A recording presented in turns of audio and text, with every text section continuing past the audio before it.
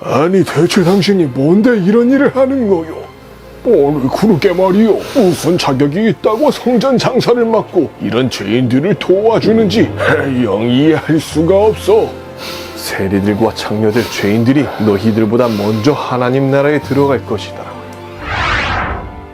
샬롬, 복덩이 친구들, 한 주간도 잘 지냈나요? 개굴 전도사님 개굴이 좋아하세요? 저는 오늘부터 청개구리예요. 우리 귀여운 알라, 왜 청개구리가 된 거예요? 엄마가 저보고 너무 말을 안 듣는다고 하시면서 알라는 청개구리야 그러셨거든요. 우리 알라가 엄마 말씀을 안 듣고 거꾸로 했나 보네요.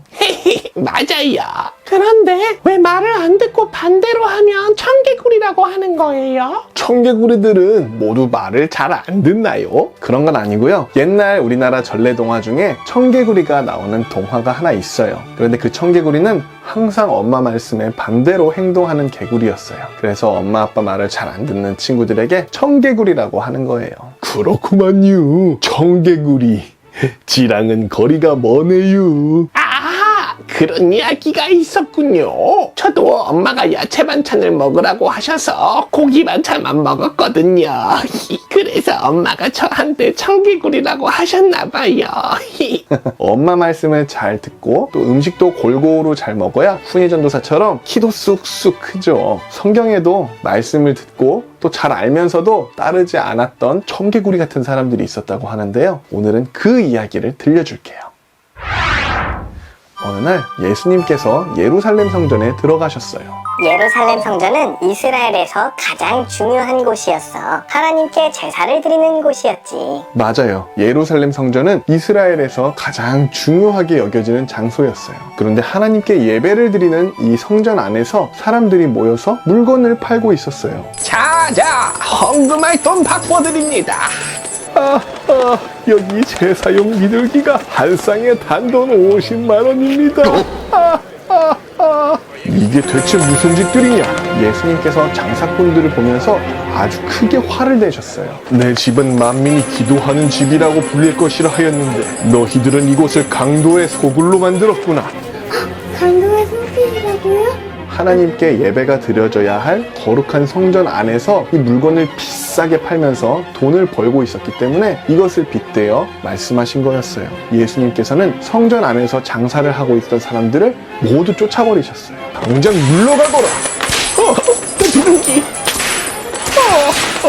성전에서 장사를 하던 사람들을 모두 쫓아내신 예수님께서는 성전 뜰에서 예수님을 찾아온 사람들을 만나주셨어요.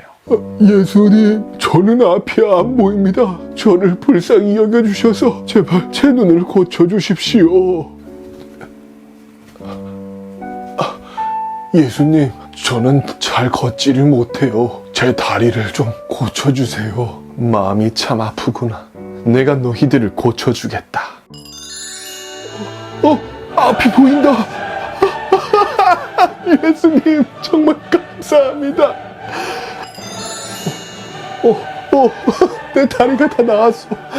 예수님, 감사합니다. 예수님께서는 아픈 사람들을 이렇게 고쳐주셨어요. 그런데 이 모습을 지켜보고 있던 대제사장과 율법학자들은 예수님에 대해서 수군거리기 시작했어요. 대체 저자는 어떤 자격으로 이런 일을 하는 건가? 정말 못마땅하군요. 우리에게 돈을 벌어다 주는 성전의 장사꾼들을 내쫓지를 않나? 저 더럽고 병든 자들과 가까이 하지를 않나? 그러니까 말일세. 아주 거슬리는구만. 예수님을 싫어하는 사람들이 있었네요. 왜 좋은 일을 하시는 예수님을 못마땅하게 생각했을까요? 그건 예수님께서 하시는 일이 자신들의 권력을 위협한다고 생각했기 때문이에요. 예수님께서 더 많은 사람들을 도와주실수록 예수님을 믿고 따르는 사람들이 늘어났기 때문에 이스라엘의 지도자 역할을 했었던 대제사장과 율법학자와 같은 사람들은 예수님께서 하시는 행동을 보면서 못마땅하게 여겼어요. 며칠 후 예수님께서 예루살렘 성전에 가셨을 때 대제사장과 율법학자들이 예수님께 다가와서 물어보았어요. 대체 당신은 무슨 권한으로 이런 일을 하는 거요? 예수님께서는 예수님을 못마땅하게 생각하는 이 사람들에게 이야기를 하나 들려주셨어요. 내 이야기를 한번 들어보거라. 한 아버지가 있었다. 그리고 이 아버지에게는 2명의 아들이 있었다. 어느 날 이 아버지는 첫째 아들을 불러다가 이야기했다. 예, 첫째야, 오늘 포도원에 가서 일을 좀 하거라. 네, 갈게요. 그래, 우리 첫째는 대답을 참 잘하는구나. 첫째 아들은 이렇게 대답은 잘했지만 대답만 하고서는 포도원에 가지 않았다. 그럼 거짓말을 한 거예요?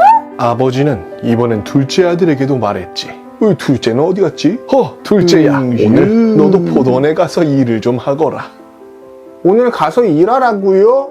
시간 없어요. 친구랑 놀기로 이미 약속했단 말이에요. 둘째 아들은 대답은 그렇게 했지만 곰곰이 생각해보니 아버지의 말씀에 순종하지 않은 것을 잘못했다고 느꼈지. 그래서 다시 마음을 돌이켜서 포도원에 가서 아버지의 말씀대로 일을 했다. 예수님께서 이 이야기를 마치시면서 사람들에게 물어보셨어요. 자, 그럼 이 2 아들 중에 누가 아버지의 말을 잘 들었느냐? 그야 둘째 아들이지요. 하지만 둘째 아들도 처음엔 아버지의 말을 듣지 않고 일을 하기 싫다고 했잖아요. 맞아요. 둘째 아들이 처음부터 아버지의 말을 잘 들은 것은 아니었어요. 하지만 자신의 행동을 되돌아보고 잘못했다고 느꼈죠. 그리고 자신의 잘못을 뉘우치고 아버지의 말씀에 순종하기로 마음먹었어요. 자신의 잘못을 깨달은 후에는 그것을 인정하고 또 뉘우칠 수 있어야 해요. 예수님께서는 대제사장과 율법학자들에게 말씀하셨어요. 내가 너희에게 진정으로 말한다. 세리와 장녀들 그리고 죄인들이 오히려 너희보다 먼저 하나님의 나라에 들어가게 될 것이다. 이 이야기를 들은 대제사장과 율법학자들은 아무 대답도 하지 못했어요. 왜냐하면 예수님께서 들려주신 이야기에서 그 말을 듣겠다고 아버지의 말씀에 대답만 해놓고 결국 순종하지 않았던 첫째 아들이 바로 대제사장과 율법학자들 자신들을 가리키는 것이라는 걸 알았기 때문이에요. 첫째 아들이 율법 학자들과 대제사장들이 가르치는 거였다고요? 대제사장과 율법학자들은 이스라엘에서 그 누구보다도 말씀을 잘 알고 있는 사람들이었어요. 그런데도 하나님의 말씀을 잘 지키기보다는 성전에서 장사하는 사람들을 보고도 오히려 눈을 감아줬어요. 그리고 아프고 병든 사람들은 돌보지 않고 그저 더러운 죄인들이라고 무시했던 사람들이에요. 대제사장과 율법학자들은 하나님의 말씀을 그 누구보다도 잘 알고 있으면서도 하나님의 말씀에 순종해서 실천하기보다는 오히려 더 악한 행동들을 하고 있었죠.